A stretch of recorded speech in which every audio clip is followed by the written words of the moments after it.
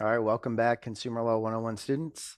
We are here today to talk about our sixth basic video series, our sixth basic video in this video series called FICO and Beyond, the Secrets to Improving Credit Scores.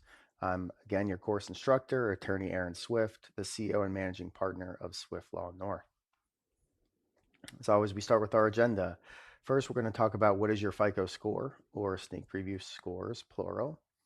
Then we're going to talk about the main components of a credit score and secrets on how to improve your credit scores in terms of best practices.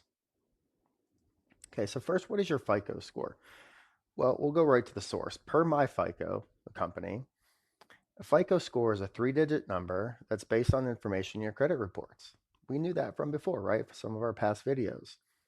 And per MyFICO, this score helps lenders determine how likely you are to repay a loan and on time. This in turn affects how much you can borrow, how many months you have to repay, and how much it will cost. Again, that's basically the interest rate. Per MyFICO, you can think of a FICO score, or really any credit score for that matter, as a summary of your credit report based on certain information that's requested in it. And remember, credit report is information that's taken from your credit history, which is part of your credit file. For more information, please visit MyFICO. They have a lot of credit education. Then let's talk real quickly what is not your FICO score. What you see online for free is definitely not your FICO score, no matter the source. Your Credit Karma scores directly from the credit reporting agencies. These aren't necessarily the FICO score, at least what you think as your FICO score, because that's not the score or the scores that lenders are going to get. Because again, the score depends on what information they're seeking. That information is taken from your credit history, which is part of your credit file. And because the information requested changes all the time, so does your score. And your score is dynamic. It changes all the time based upon your payment history, your balances, so on and so forth. So you don't just even have one FICO score, you have many, but generally speaking, that's what it's made up of. Okay, let's talk about the main components of a credit score. First and foremost, we're going to start at the bottom, the big one. It's your payment history. And it's as simple as, do you pay your bills on time? On-time payments are what we want here. You want to be in the okay grids, the check marks, the greens on credit reports. What we want to avoid is any delinquencies in your payment history. So 35%, over one third of your credit score or of your different credit scores are comprised of your payment history. The next biggest is the amount that you owe your credit usage, or also called your credit utilization rate. Think of it as how much of your available credit you're using. I'll just give you a rudimentary example. If your credit limit on a Capital One credit card is $10,000 and you carry a $2,000 balance, that means you're using a 20% credit utilization. The lower, the better. There's some misconception online that you must carry some balance to have a good credit score. That is not true, certainly not per MyFICO and other credit scoring models. But nonetheless, how much you owe versus how much you can use is one of the biggest components, and that's your 30% of your score. The next highest is the length of your credit history. Certainly, your credit history for most part began when you were 18 for most people, certainly legally. In most cases, that's when it should begin. And the longer, the better. One of the things I would caution against is closing older accounts, even if it's bad information necessarily.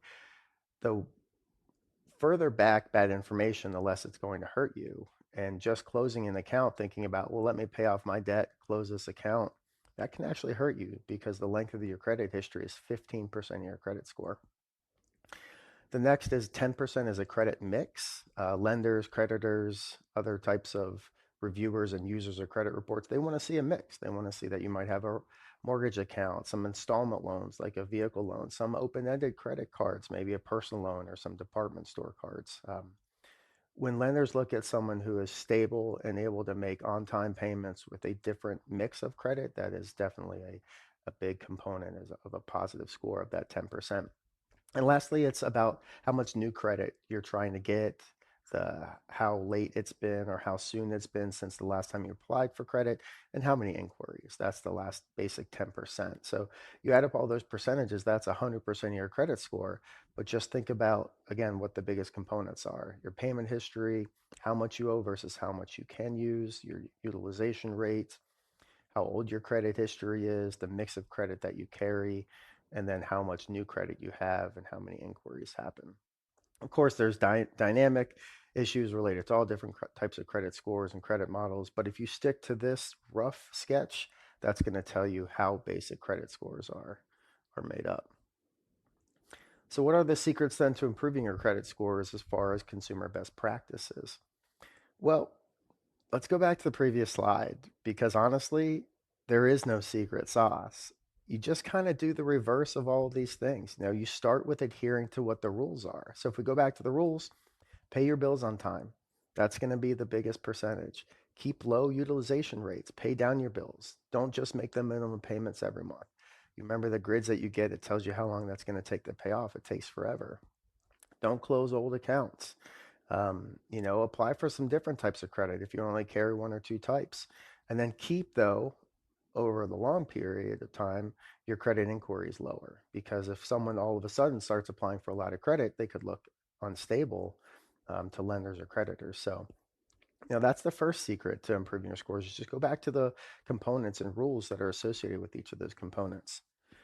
And that's kind of how you turn them into your favor. Um, Third, regularly monitor your credit reports. I say that all the time, but we want to keep a watchful eye for errors. Remember, going back to some of our old videos and statistics, if as many as 40% of credit reports have grave errors, or maybe even up to 50%, we need to know what those are because those are going to drastically hurt credit scores. And hurt credit scores will keep someone behind the eight ball in terms of the financial markets, undeservedly so. And that's kind of what we're here for as well. Teach the basics so that you can know what your rights are and then fight back.